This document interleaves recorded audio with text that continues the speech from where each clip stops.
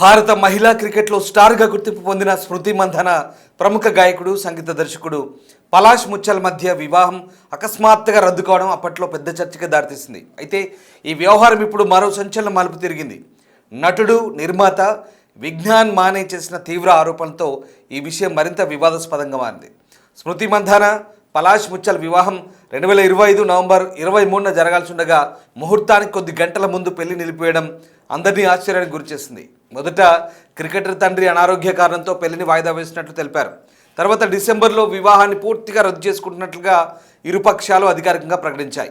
ఆ సమయంలో స్మృతి ఎలాంటి ఆరోపణలు చేయకుండా హుందాగా స్పందిస్తే పలాష్ కూడా గోప్యత కోరారు. అయితే తాజాగా స్మృతి మంధన చిన్ననాటి స్నేహితుడు నటుడు నిర్మాత విజ్ఞాన్ మానే రంగంలోకి దిగడంతో ఈ వ్యవహారం సంచలనంగా మారింది. పలాష్ ముచ్చల్పై వ్యభిచారం, ఆర్థిక మోసం వంటి తీవ్రమైన ఆరోపణలు చేసిన మానే ఓ సినిమా ప్రాజెక్టు పేరుతో తనకు 40 లక్షల రూపాయల వరకు నష్టం జరిగిందన్నారు. ఈ మేరకు మహారాష్ట్రలోని సాంగ్లీ పోలీస్ స్టేషన్లో ఫిర్యాదు కూడా చేశాడు. ఓ ఛానల్కి ఇచ్చిన ఇంటర్వ్యూలో మానే మాట్లాడారు. గతేడాది నవంబర్లో జరిగిన పెళ్లి కార్యక్రమాల సమయంలో ఓ షాకింగ్ ఘటన చోటు చేసుకుందన్నారు. పెళ్లి వేడుకల మధ్యలో పలాష్ మరో మహిళతో అనుచితంగా ప్రవర్తిస్తూ రెడ్ హ్యాండెడ్గా పట్టుబడ్డాడని, ఆ ఘటన స్మృతి మందనను తీవ్రంగా కలిచివేసిందంటూ విజ్ఞాన్ మానే వెల్లడించారు. ఆ సమయంలో అక్కడున్న భారత మహిళా క్రికెటర్లు కొందరు తీవ్ర ఆగ్రహంతో పలాష్పై చేయి చేసుకున్నట్లు మానే పేర్కొన్నారు.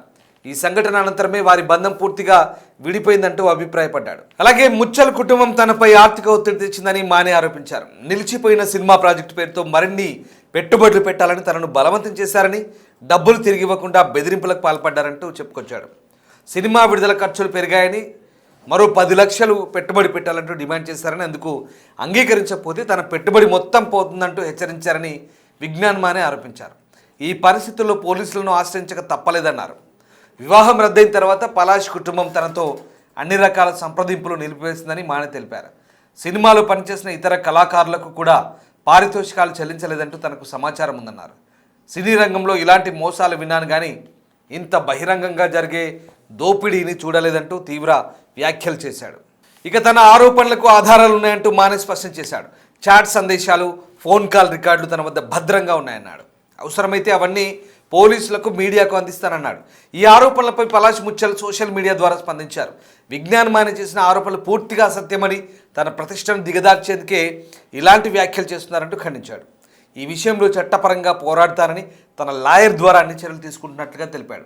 మొత్తానికి ఒక పెళ్లి రద్దుతో మొదలైన ఈ వ్యవహారం ఇప్పుడు ఆరోపణలు, ప్రత్యారోపణలు పోలీస్ స్టేషన్ వరకు చేరడంతో అభిమానులు షాక్కు గురవుతున్నారు.